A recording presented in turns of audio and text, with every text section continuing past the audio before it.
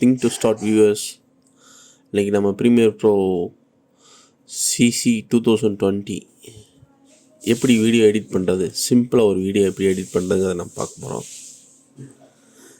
இப்போ நான் இமேஜை வச்சு ஸ்டார்ட் டு ஃபினிஷ், அதாவது ஒரு இமேஜை வச்சு ஒரு 5 இமேஜை வச்சு நம்ம ஒரு சின்னதாக ஒரு வீடியோ ஒன்று பண்ணுறோம். எப்படி பண்ணுறோம் அப்படிங்கிறத வந்து நாம் பார்ப்போம். இது வந்து பார்த்திங்கன்னா இப்போது ரீசெண்டாக நான் இப்போ பண்ணது இப்போ ஒரு ரைம்ஸு. இது பார்த்திங்கன்னா மல்டி லேயர் வீடியோ, பார்த்திங்கன்னா மல்டி லேயர் இருக்கும். ஒரு 5-6 லேயர் வச்சு நம்ம யூஸ் பண்ணி எப்படி பண்ணோம், இது வந்து ஃப்யூச்சரில் நாம் எப்படி பண்ணுறோம் அப்படிங்கிறத பார்ப்போம்.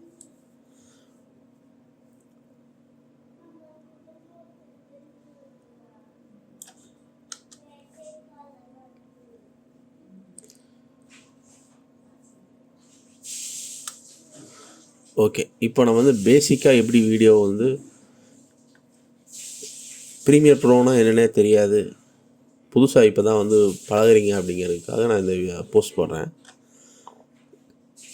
எப்போவுமே வந்து ஒரு எடிட்டிங்கை பொறுத்த வரைக்கும் என்னென்னா, நம்ம ப்ராஜெக்டை வந்து ஃபஸ்ட்டு மெயின்டைன் பண்ணணும். அப்போ தான் வந்து நம்மளுக்கு ஃபைலில் வந்து ஒரு இடத்துல பார்த்து ஒரு இடத்துல சேவ் பண்ணுறோம் அப்படின்னா அது கரெக்டாக சேவ் பண்ண முடியும். இப்போ பார்த்தீங்கன்னா இப்போ வந்து ஃபஸ்ட்டு நியூ ப்ராஜெக்ட் நான் வந்து ஓப்பன் பண்ணுறேன். நியூ ப்ராஜெக்ட் ஓப்பன் பண்ணோடனே பார்த்தீங்கன்னா லொக்கேஷன் கேட்கும். லொக்கேஷன் பார்த்தீங்கன்னா நீங்கள் உங்கள் டெஸ்க்டாப்பில் நீங்கள் எங்கே சேவ் பண்ணுறீங்களோ அங்கே பண்ணிக்கலாம். அடுத்து ஸ்க்ராட்ச் டிஸ்க்கு. இது பார்த்தீங்கன்னா வீடியோ நீங்கள் அதாவது கேமராலேருந்து கேப்சர் பண்ணுறோம், அப்புறம் நம்ம வந்து இது ப்ளே பண்ணும்போது ப்ரீவியூ ஃபைல்ஸ் சேவ் ஆகும்.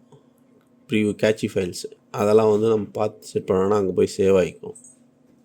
ஓகே, இப்போ நீங்கள் ஓப்பன் பண்ணும்போது ஸ்டார்டிங் பேசிக் வந்து இதுதான். நான் வந்து ப்ராஜெக்ட் வந்து ஒரு நேம் கொடுத்துட்றேன், லேர்னிங்.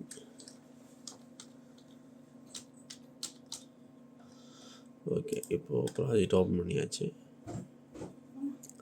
இப்போ ப்ராஜெக்ட் லேர்னிங் ஓப்பன் ஆகிடுச்சு. இதில் வந்து நான் நியூ சீக்வன்ஸ் ஒன்று ஓப்பன் பண்ணணும்.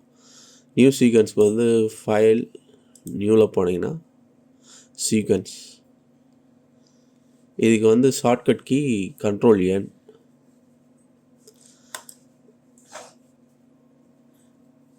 நியூ சீக்வன்ஸ் ஒன்று ஓப்பன் பண்ணிங்கன்னா இப்போ இதில் வந்து உங்களுக்கு சீக்வன்ஸ் ப்ரீசெட்னு இருக்கும். இதில் பார்த்தீங்கன்னா ஆரி, கேனான் டிஜிட்டல் SLR இந்த மாதிரி வந்து கேமராவோட ஃபார்மேட்டுக்கு ஏற்ற மாதிரி ப்ரீசெட்ஸ் வந்து இது டிஃபால்ட்டாக இருக்கும். Red, XD game. இது வந்து நம்ம சோர்ஸ் வந்து நம்ம என்ன இருக்கோ அதை வந்து சோர்ஸ்க்கு ஏற்ற மாதிரி நம்ம வந்து ப்ராஜெக்ட் வந்து ஓப்பன் பண்ணிக்கலாம். இப்போ நான் வந்து HTVயில் போடுறேன். நான் HTV இது பார்த்தீங்கன்னா 1440 × 1080 ஃப்ரேம் ரேட் 25. ஓகே, இப்போ நான் நியூ சீக்வன்ஸ் ஓப்பன் பண்ணிட்டேன். இதுக்குள்ளே ஃபைல் எப்படி இம்போர்ட் பண்ணுறது? இப்போ சீக்வன்ஸ் ஓப்பன் ஆகிடுச்சு. சோர்ஸ் மானிட்ரு, இது ப்ரீவியூ மானிட்ரு. இப்போ நம்ம ஃபைல் இம்போர்ட் பண்ணணும். ரைட் கிளிக் பண்ணி இம்போர்ட்.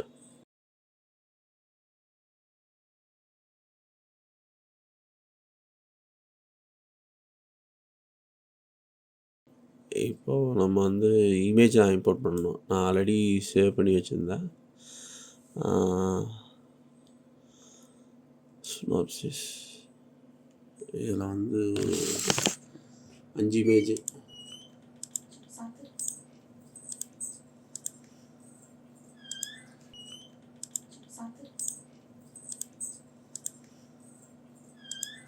இப்போ நம்ம இமேஜ் இம்போர்ட் பண்ணியாச்சு. இப்போது இதை வந்து சீக்வன்ஸு நம்ம ஓப்பன் பண்ண சீக்வன்ஸு. இப்போ இதை வந்து நான் இமேஜை வந்து ட்ராக் பண்ணுறேன். எந்த இமேஜை நீங்கள் லோட் பண்ணாலும் ஒரு 4 செகண்டு இந்த மாதிரி டிஃபால்ட்டாகவே வந்துடும். எல்லா இமேஜும் வந்து உள்ளே ட்ராக் பண்ணி போடுறேன். ஒவ்வொரு இமேஜை நான் உள்ளே ட்ராக் பண்ணி போட்டேன். இப்போ இது பார்த்திங்கன்னா இமேஜ் வந்து சைஸு ஃப்ரேமோட வெளியே இருக்குது எல்லாமே. இப்போ இமேஜ் சைஸ் ஆல்ட்ரு பண்ணணுன்னா இமேஜை செலக்ட் பண்ணிட்டு எஃபெக்ட்ஸ் கண்ட்ரோல் இந்த பேலட்டில் போனீங்கன்னா மோஷன் கிளிக் பண்ணிங்கன்னா இதில் வந்து ஸ்கேல் சின்னது பண்ணுறேன். அப்புறம் அதேமாதிரி அடுத்த இமேஜ் அதேமாதிரி மோஷன் செலக்ட் பண்ணிட்டு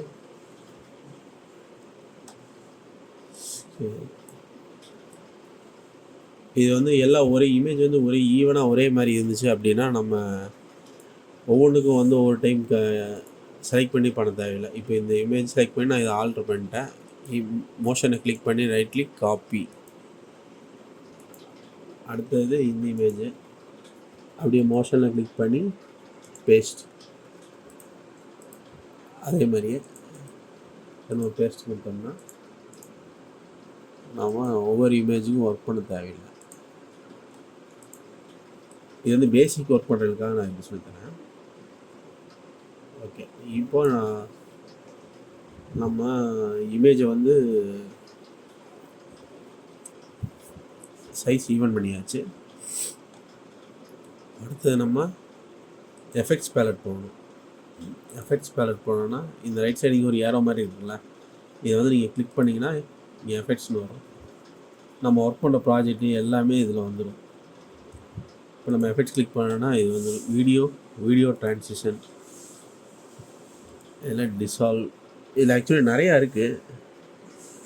நம்ம கொஞ்சம் இமேஜுக்கு வந்து நம்ம யூஸ் பண்ணுறதுக்கு நீங்கள் வந்து என்ன மாதிரியான சுச்சுவேஷன் அந்த மாதிரி ஏற்ற மாதிரி நான் இது மூவி இமேஜஸ் வர்றதுனால நான் இப்போ அதில் வந்து ஃபிலிம் டிசால்வ் மட்டும் நான் உங்களுக்கு போட்டு காட்டுறேன்.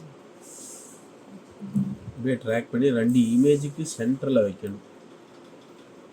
இப்போ பார்த்தீங்கன்னா அதுக்கெல்லாம் ஃபிலிம் டிசால்வ் வந்து 2 இமேஜுக்கு சென்டரில் வைக்கணும். இங்கேருந்து அப்படியே கிளிக் பண்ணி அப்படியே ட்ராக் பண்ணி உள்ளே வச்சிட்டிங்கன்னா ஓகே. ஃப்ரண்ட்டில் வந்து நான் வந்து கிராஸ் டிசால்வ் போடுறேன். பேக்லேயும் வந்து கிராஸ் டிசால்வ் போட்டேன். இப்போ நான் ப்ளே பண்ணுறேன்.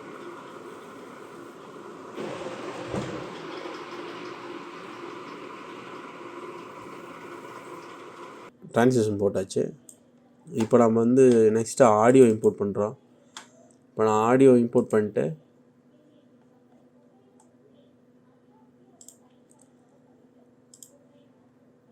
நான் ஒரு ஆடியோ ஃபைல் இம்போர்ட் பண்ணுறேன்.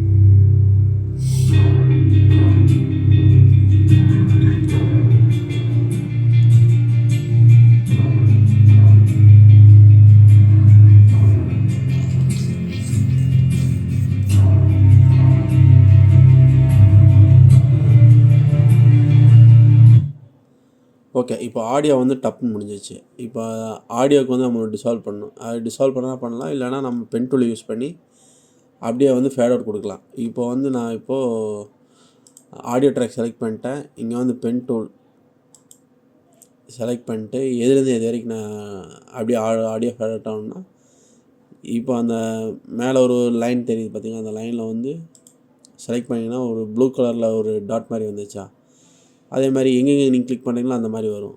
இப்போ நான் இந்த இடத்துல கிளிக் பண்ணி எண்ணில் வந்து அப்படியே ஃபேட் அவுட் இறக்கி விட்டுட்டு நான் இப்போ ஃபேட் அவுட்லேருந்து ப்ளே பண்ணால் அப்படியே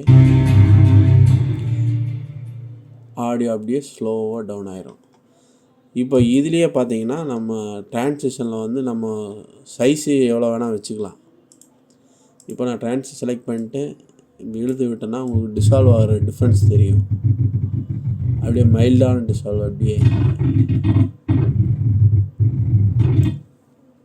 அதே மாதிரி எல்லா இமேஜுமே நீங்கள் வந்து டிசால்வ் வந்து பெருசு வச்சுக்கலாம். அதாவது நீங்கள் ஒர்க் பண்ணுற இதை பொறுத்து, ப்ராஜெக்டை பொறுத்து நீங்கள் இது நான் சும்மா ஒரு லேர்னிங் பர்பஸ்க்காக போகிறேன்னா நான் இந்த மாதிரி போட்டிருக்கேன்.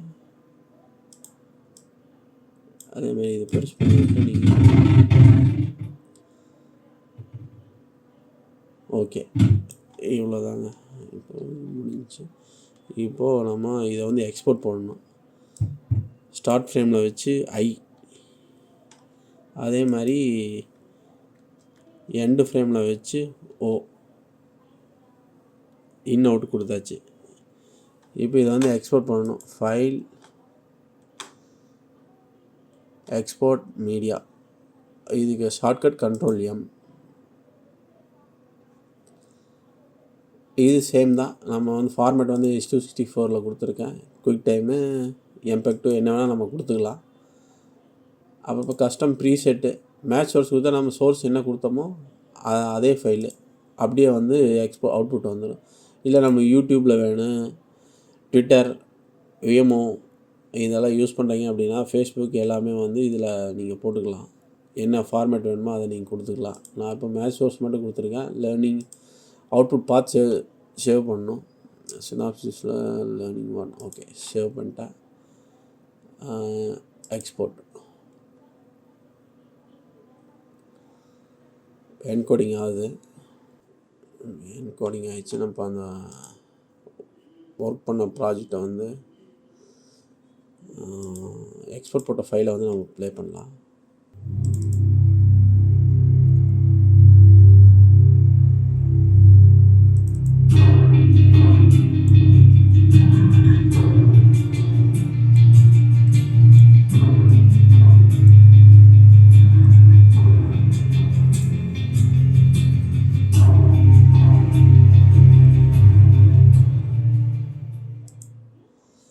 இவ்வளோதாங்க. சிம்பிளாக வந்து இமேஜை வச்சு நம்ம இப்போ ஒரு வீடியோவை எப்படி பண்ணுறோம் அப்படிங்கிறத பண்ணிட்டோம்.